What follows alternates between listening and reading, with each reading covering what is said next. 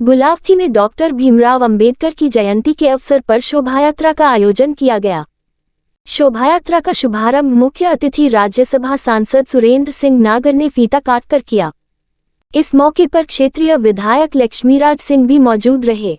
राज्यसभा सांसद सुरेंद्र सिंह नागर, क्षेत्रीय विधायक लक्ष्मीराज सिंह ने भीमराव अंबेडकर की प्रतिमा पर माल्यार्पण व पुष्प अर्पित किए एवं दीप प्रज्वलित किया।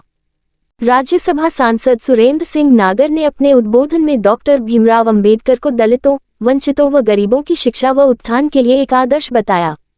उन्होंने कहा, डॉक्टर भीमराव अंबेडकर ने संविधान लिखते समय इन लोगों के उत्थान और विकास व शिक्षा के लिए विशेष प्रावधान रखते हुए एक रास्ता खोल दिया था। आज ऐसे लोग देश के विकास के लिए एक स्तंभ बन रहे हैं। उन्होंने कहा, भीमराव अंबेडकर के जन्म स्थान, उनके पढ़ने के स्थान, उनकी वकालत करने का स्थान, दिल्ली में रहने का स्थान व लंदन में वकालत करते समय का स्थान को पंचतीर्थ बताया, जिनको मोदी सरकार ने इन स्थानों का विकास कर एक तीर्थ का रूप दे दिया है। विधायक लक्ष्मीराज सिंह ने जय भीम का उद्घोष कर वहां उपस्थित सभी लोगों में उत्साह भर दिया। उन्होंने भी डॉक्टर भीमराव अंबेडकर के जीवन पर प्रकाश डाला व भीमनगर के पंचायत भवन का जीर्णोद्धार कराने की घोषणा की। समिति के लोगों ने कार्यक्रम में पहुंचे सभी अतिथियों का प्रतीक चिन्ह देकर सम्मान किया, जिसके बाद भीमराव अंबेडकर की शोभायात्रा प्रारंभ हुई। शोभायात्रा का शुभारंभ मुख्य अतिथि राज्यसभा सांसद सुरेंद्र सिंह नागर ने फीता काटकर किया।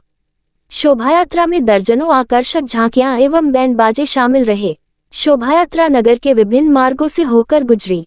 शोभायात्रा का नगर के विभिन्न स्थानों पर फूल बरसाकर स्वागत किया। कई स्थानों पर राजनीतिक एवं सामाजिक लोगों ने जलपान की व्यवस्था भी की। शोभा यात्रा में नगर पालिका द्वारा स्वच्छता का विशेष ध्यान रखा गया है। सुरक्षा व्यवस्था के चलते पुलिस बल भी तैनात रहा।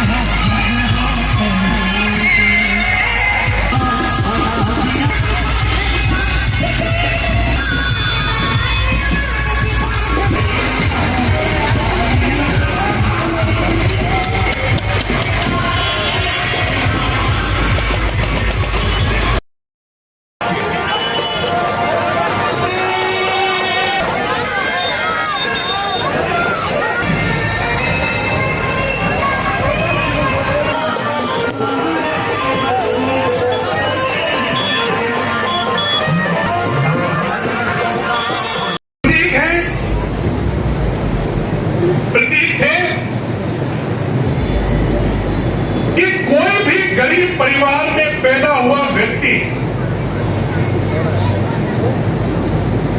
जैसा कि बाबा साहब एक गरीब परिवार में पैदा हुआ, अगर उसके अंदर काम करने की, आगे बढ़ने की इच्छा है,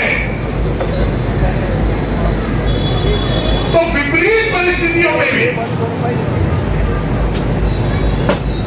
उसे आगे बढ़ने से कोई रोक नहीं सकता। इसका उदाहरण बाबा साहब भीमराव अम्बेडकर। ऐसे समय बाबा साहब का जन्म हुआ जिन परिस्थितियों में जन्म हुआ, परिस्थितियों को देखें तो पढ़ाई के लिए भी उस समय माहौल नहीं था, सीमाएं थी,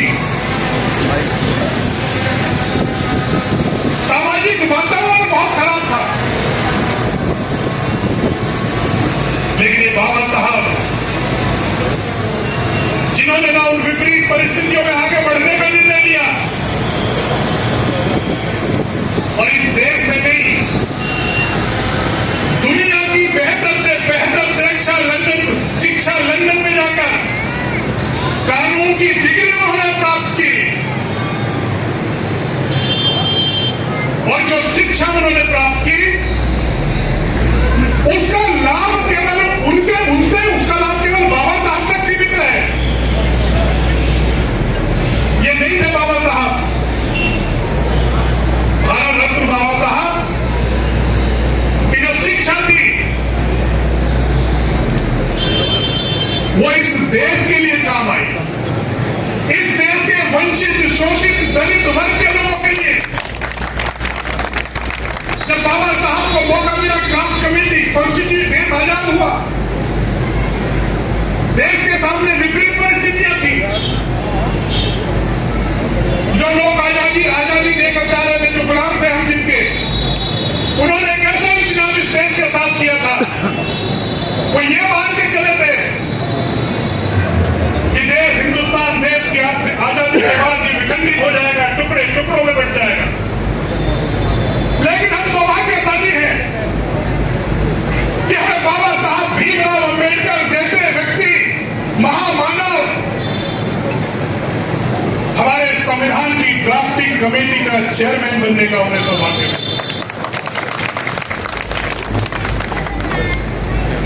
और उसी ड्राफ्टिंग कमेटी के चेयरमैन जब संविधान उन्होंने लिखा, उसी संविधान की वजह से आज इस देश में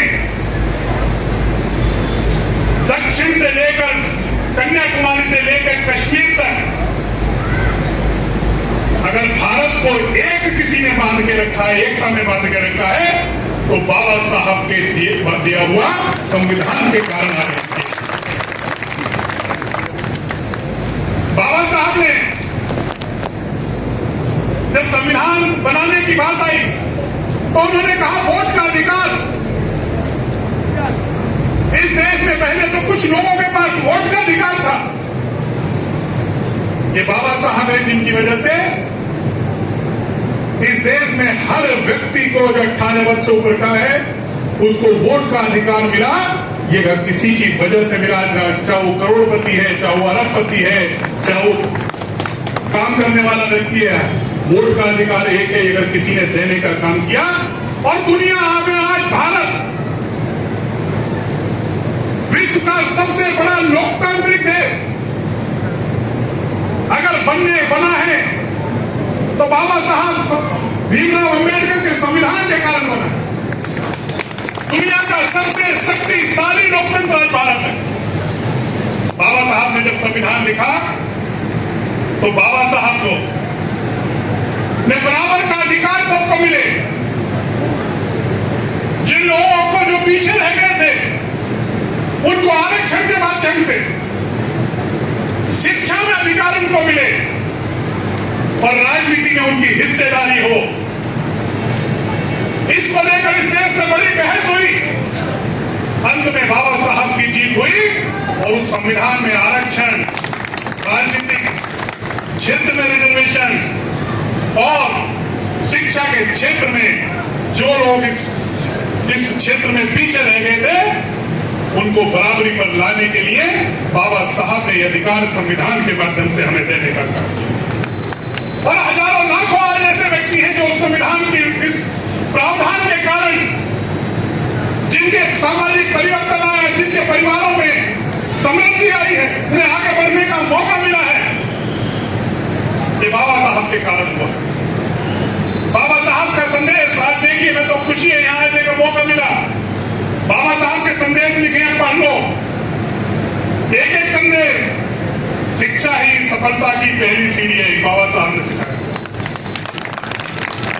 मैं पूछना चाहता हूं कि क्या बाबा साहब ने ये संदेश केवल किसी वर्ग विशेष के लिए दिया क्या? ये पूरी दुनिया के लिए, हर वर्ग और हर समाज के लिए है। हर वर्ग, हर समाज का बच्चा अगर पढ़ेगा तो उसे आगे बढ़ने से कोई नहीं रोक पाएगा, उसे सफल होने से कोई नहीं रोक पाएगा। ये बाबा साहब का संदेश हम सब के लिए है, इस देश के आम लोगों के लिए। ये बाबा साहब के विचार थे। बहुत लंबा तो मैं नहीं बोलना चाहूंगा, लेकिन बाबा साहब के बारे में बाबा साहब जब अंतिम समय था, लोग राजनीतिक बात कहेंगे। आजकल बाबा साहब को लेकर राजनीतिक लोग, जिन्होंने कभी बाबा साहब को चुनाव हराने का काम किया,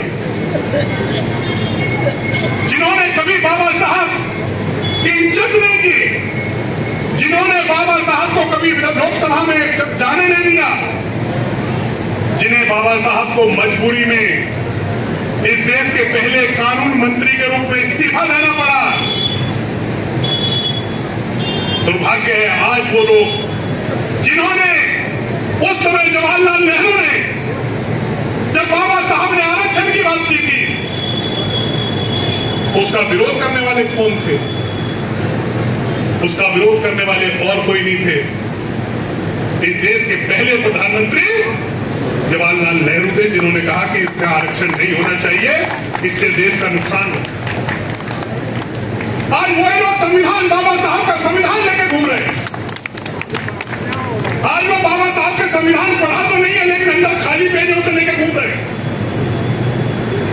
अच्छा होता कि बाबा साहब के रास्ते पर चलते, बाबा साहब की बात को मानते हैं, उनके जो पूर्वजों ने गलती की है उसे भी स्वीकार करते कि हमसे गलती हुई। आरक्षण का जो प्रावधान बाबा साहब करने जा रहे थे, उसका विरोध जवाहरलाल नेहरू ने किया, उसके लिए वो देश से क्षमा मांगते, तो मुझे लगता है वो ठीक हो। आज राजनीतिक आरक्षण को लेकर तरह तरह की चर्चाएं की जाती है, एक भयावह का वातावरण किया जाता है। मैं इस मंच से माध्यम से कहना चाहता हूं, बाबा साहब के लिखे हुए संविधान को, बाबा साहब के दिए हुए प्रदत्त हमारे अधिकार को और नरेंद्र मोदी के प्रधानमंत्री रहते हुए वो छीन नहीं सकता है। मैं आज बाबा साहब की जयंती के और जो कहता है तो इतिहास पढ़ने पहले उनका, आप तो यहां पुस्तकालय भी है, उनकी किताब पढ़ सकते हैं कि जवाहरलाल नेहरू ने क्या सोचा था आरक्षण और उनके बारे में, क्या कांग्रेस की सोच थी बाबा साहब के बारे में। बाबा साहब को किसने अपनी सीट खाली करने के बाद बाबा साहब को इस देश की लोकसभा में भेजने का काम किया। उनको पढ़ना जरूर चाहिए, आपको गलतफहमी में नहीं आना चाहिए। लेकिन हाँ, एक बात मैं कहना चाहता हूं, कितने लोग हैं जो बाबा साहब के पंचतीर्थ पर गए? बहुत कम लोग हैं, बहुत कम लोग। मैं तो कहना चाहूंगा आपको पांचों पंचतीर्थ जो है बाबा साहब के, बस लेके जाओ यहां से, देख के आओ। और ये भी देख के आना कि 10 साल पहले जो बाबा साहब के पंचतीर्थ थे और कोई कमी रह जाए तो हमारे विधायक जी बैठे, दर्शन करके आना, बाबा साहब को सच्ची श्रद्धांजलि देनी है। और मैं किसी का श्रेय नहीं देना चाहता हूं, लेकिन देख के आना कि 10 वर्ष पहले उन पंचतीर्थों की क्या हालत थी और आज पंचतीर्थों की क्या हालत है, उनका कैसा विकास हुआ है। चले जाओ, दिल्ली में बहुत नजदीक है, कहीं को परेशानी नहीं, अम्बेडकर भवन है, इंटरनेशनल सेंटर है, जहां बाबा साहब का अंतिम समय था। देख के आओ आज क्या हालत है वहां की, कितना विकास हुआ है। लंदन तो कोई जाएगा नहीं, लंदन जो जाए वो पढ़ा लिखा तुम में से जाएगा, जरूर आरक्षण का लाभ मिलेगा, मौका मिलेगा। लंदन में कभी जाके देखना, जहां बाबा साहब ने शिक्षा प्राप्त की, वहां बाबा साहब का जो जहां शिक्षा प्राप्त की, केंद्र सरकार ने, नरेंद्र मोदी की सरकार ने उसे भारत सरकार के पैसे से खरीदा और आज बाबा साहब का स्मारक लंदन में है, जहां उन्होंने शिक्षा। ये पांचों स्थानों का विकास इस बात का प्रतीक है और ये नियत दिखाता है कि किसी व्यक्ति की नियत कितनी, किसमें श्रद्धा है। ये श्रद्धा है। मुझे लगता है कभी कभी जब यहां में लंबा समय हो गया मुझे राजनीतिक करियर में, लेकिन एक दो बार मैं बाबा साहब की की जयंती के कार्यक्रम में नहीं आया तो लगता है कि कोई ना कोई कमी रह गई। तो इसी तरीके से इस देश के जो जिनकी सरकारें हैं उनकी नीयत को भी आपको देखना चाहिए कि हमारे हित में काम हो। मैं बहुत लंबा विषय नहीं लेकर आज हम सबको बाबा साहब के रास्ते में आगे बढ़ने का जो उन्होंने रास्ता बाबा साहब ने हमें दिखाया, उस रास्ते पर चलने का आज प्रण लेना चाहिए हमें भी।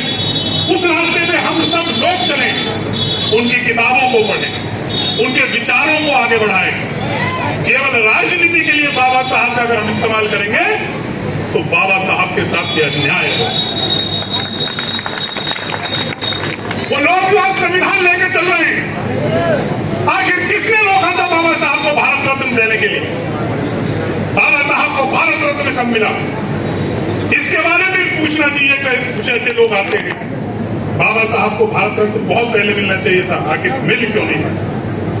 लेकिन हम सौभाग्यशाली हैं कि आज हम उस दौर में हैं कि जहां बाबा साहब के विचारों को लेकर सरकार है, समाज है, उनकी स्वीकारता है, उनके विचारों पर लोग चलने के लिए तैयार हैं, चाहे वो किसी और जाति और धर्म के लोग हैं। ये बाबा साहब के विचारों की जीत है और इसीलिए हमें बाबा साहब के विचारों को आगे बढ़ाने का हम लोग काम करेंगे, उनसे प्रेरणा लेंगे।